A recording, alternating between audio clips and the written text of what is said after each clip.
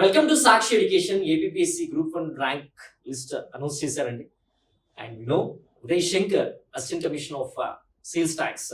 So intermediate వరకు తెలుగు మీడియమే, తర్వాత బీటెక్ కేసీఆర్ కాలేజ్ చదివారు కడపలో. And now assistant commissioner of state tax APSC group 1 ర్యాంకర్గా సెలెక్ట్ అయ్యారు. వారు ఉన్నారు అమిగోస్ ఇన్స్టిట్యూట్లో. వారిని అడిగి ఈ యొక్క జర్నీ ఎలా ఉంది అండ్ అమిగోస్ ఇన్స్టిట్యూట్ నుంచి తనకి ఎలాంటి సపోర్ట్ అందింది అనేటువంటి వివరాలు తెలుసుకుందాం. First of all congratulations Uday Shankar గారు. Thank you sir, thank you so much. So intermediate వరకేమో Telugu medium, BTech English medium తీసుకున్నారు. So somehow you did that part. తర్వాత ఈ ఏపీఎస్సీ కానివ్వండి, యూపీఎస్సీ కానీ ఈ జర్నీ స్టార్ట్ చేయాలన్న ఆలోచన ఎప్పుడు వచ్చింది, ఎలా వచ్చింది, ఎందుకు వచ్చింది? Sir, right from my childhood నేను గవర్నమెంట్ స్కూల్స్ చదవడం వల్ల ఒక ఎక్స్పోజర్ ఉండింది, సమాజంలో ఉండే ప్రాబ్లమ్స్ ఎలా ఉంటాయి. అండ్ మా father retired army soldier, so ఆయన ఇన్ఫ్లుయెన్స్ ఎక్కువ ఉండేది సమాజానికి ఏమైనా చేయాలి అన్నట్లుగా. సో ఆ ఒక్క చిన్నప్పుడు చూసిన ప్రాబ్లమ్స్, పెరిగిన వాతావరణము, like to give back to the society, ఏదో ఒకటి ఇవ్వాలి అన్నట్లుగా వేరియస్ కార్పొరేట్ జాబ్స్ వచ్చినా వదిలేసి ముందు యూపీఎస్సీ ప్రిపరేషన్ స్టార్ట్ చేశాను. ఆ తర్వాత క్రమంగా ఏపీఎస్సీ కూడా అటెంప్ట్ చేస్తూ వచ్చాను. ఆ ఏపీఎస్సీ అటెంప్ట్ చేస్తున్న టైంలో ఓకే, ఇది కొంచెం ఎఫర్ట్ పెడితే ఇది క్రాక్ చేయొచ్చు ఫస్ట్ అని చెప్పి అనిపించింది. సో అలా అటెంప్ట్ చేస్తున్న టైంలో ఏపీఎస్సీ ఈరోజు సక్సెస్ఫుల్గా అసిస్టెంట్ కమిషనర్ స్టేట్ ట్యాక్స్ ఎంపిక అవ్వడం జరిగింది. Family background and me native place గురించి చెప్తారా? ఎస్ సార్, నేను నెల్లూరు జిల్లా నుంచి నార్త్ సైడ్ 100 కిలోమీటర్స్లో దుత్తలూరు అని ఒక విలేజ్ ఉంటుంది sir, which is a village. And అక్కడ మా ఫాదర్ ఆర్మీలో వర్క్ చేసేవాళ్ళు, మా మదర్ హౌస్ వైఫే. మా మదర్ ఇంటి దగ్గర ఉండి, నేను అక్క government high school teacher, and తమ్ముడు బీటెక్ చదివి జర్మనీలో మాస్టర్స్ చేసి అక్కడే సీనియర్ డిజైన్ ఇంజనీర్గా ఒక మంచి కంపెనీలో వర్క్ చేస్తున్నారు. ఆ కంపెనీ ఇప్పుడు పోలవరంకి ఫుట్టింగ్స్ వేసే కంపెనీ బోవర్ ఇంజనీరింగ్ అనే కంపెనీలో one of the member in that team also.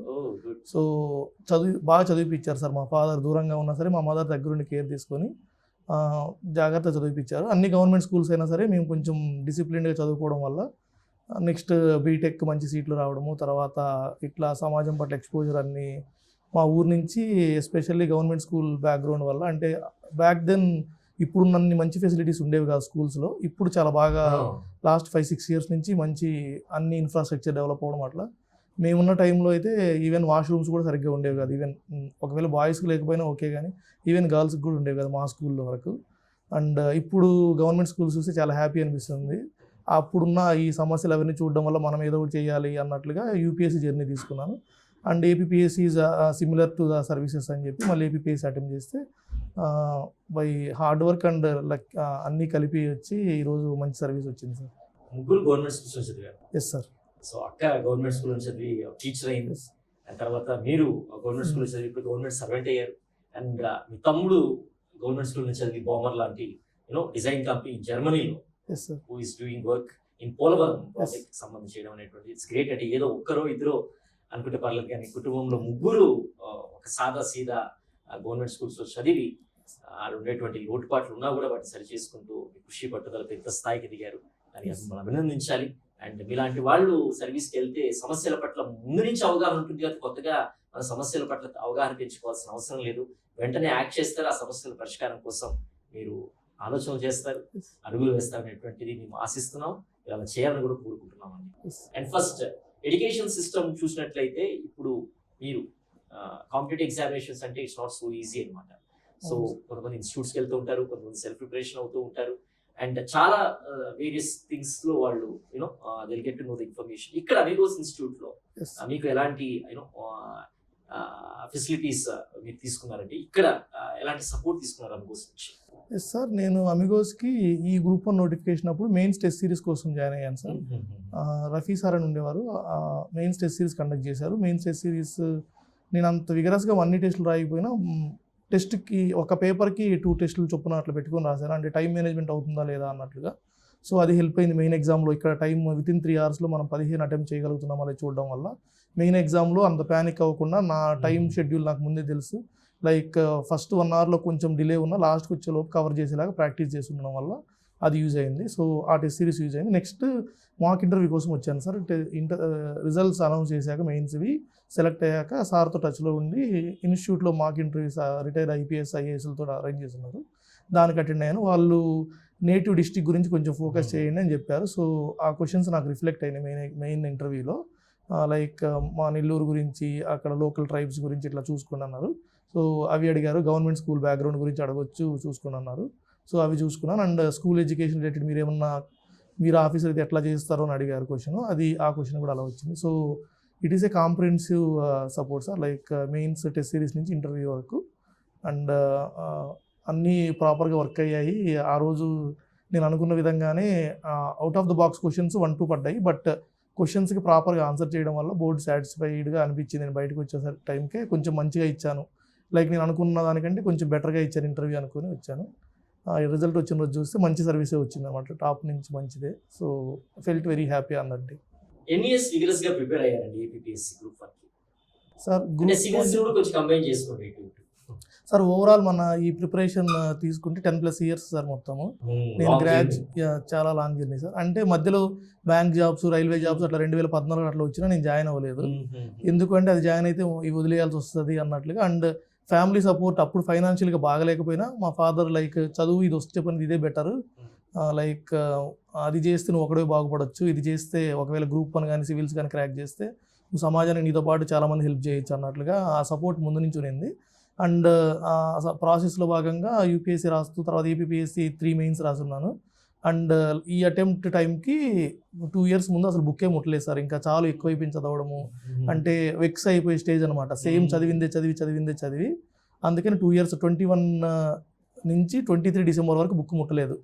పూర్తిగా బుక్స్ పక్కన పెట్టేసి, నాకు బీటెక్లో పర్సంటేజెస్ కానీ అన్నీ బాగుండేవి సార్. టెక్నికల్ నాలెడ్జ్ చాలా స్ట్రాంగ్ ఉండింది. నేను మళ్ళీ ఏం చేశాను, ఒక సర్టిఫికేషన్ కోర్సు పూర్తి చేసి క్లౌడ్ కంప్యూటింగ్లో అమెజాన్ వెబ్ సర్వీస్ని ఒక సర్టిఫికేషన్ పూర్తి చేశాను.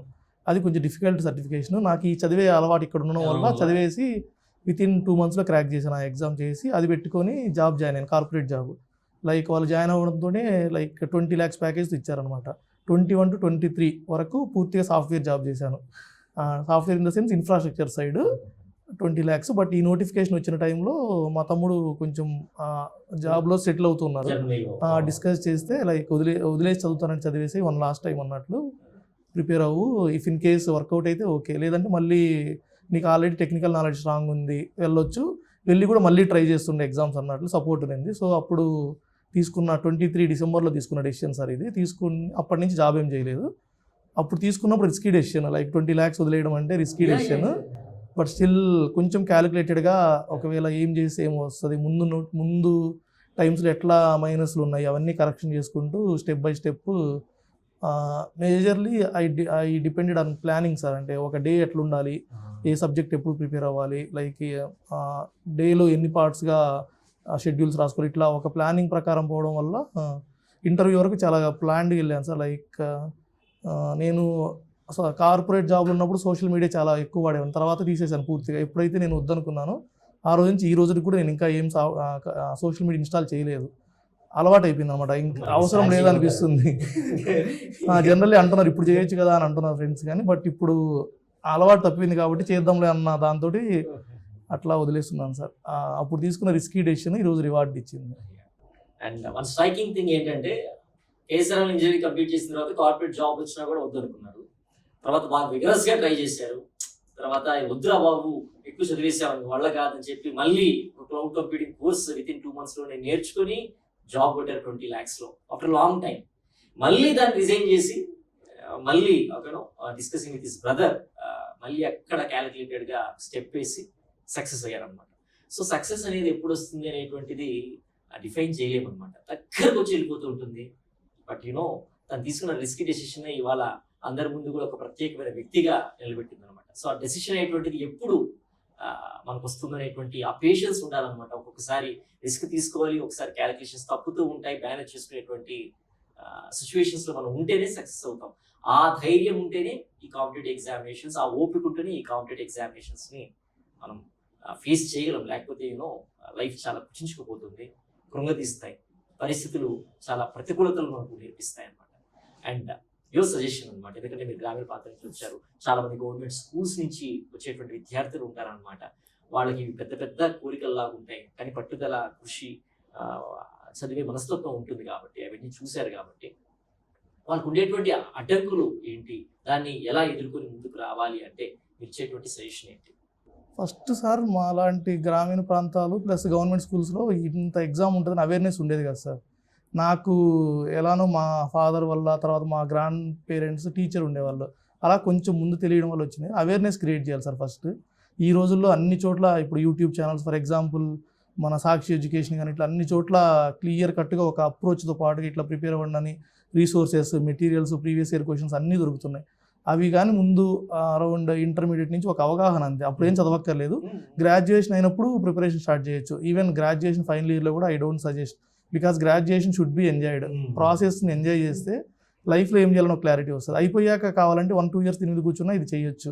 ఒక్కొక్కసారి లేట్ అవ్వచ్చు, బట్ ఓటమి కానీ అంగీకరించకుండా ఉంటే ఖచ్చితంగా లాస్ట్ వరకు వెళ్ళొచ్చు అనమాట. నా కేసులో అదే సార్. ఇఫ్ ఇన్ కేసు నేను ఈ 2 ఏళ్ల ప్రిపరేషన్ మధ్యలో కూడా ఏదో ఒక రోజు డిఫీట్ని యాక్సెప్ట్ చేసి నేను వెనక్కి వెళ్ళిపోయి ఉండొచ్చు. ఎందుకంటే అంత డ్రైనింగ్ ఉంటుంది ప్రాసెస్, మెంటల్ ప్రెజర్, టార్చర్.